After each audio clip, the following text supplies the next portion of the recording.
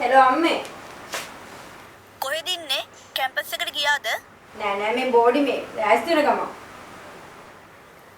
මේ ඒක නෙවෙයි. දැන් මොකක්ද අරකට කියන්නේ?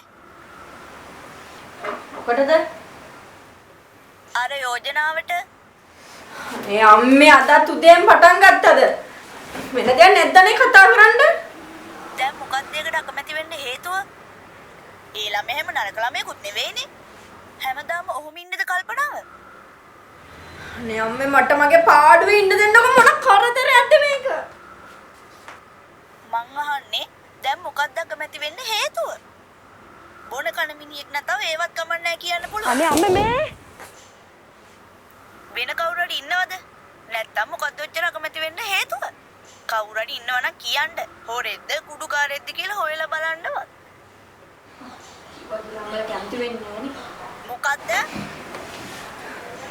නෑ ඉතින් කිව්වා කියලා අම්මලා කැමති වෙන්නේ නැහනේ.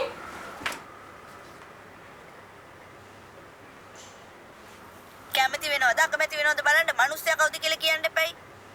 කොහේ හරි ඉන්න හිගන්නේද දන්නේ නැහැ. අම්මේ අම්මලා කවදාවත් මං කියන කෙනාට කැමති වෙන්නේ නැහැ. එහෙමයි කියලා මං අම්මලා කියන දේවල් වලට කැමති වෙන්නේත් නැහැ. අම්බා දින්නේ.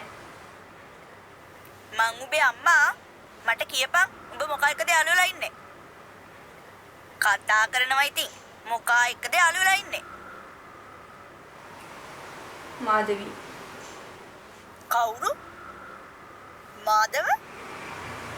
මාදවි අනේ මාදවි. මාදවි? ඒ කෙල්ලගේ නමක් නේ.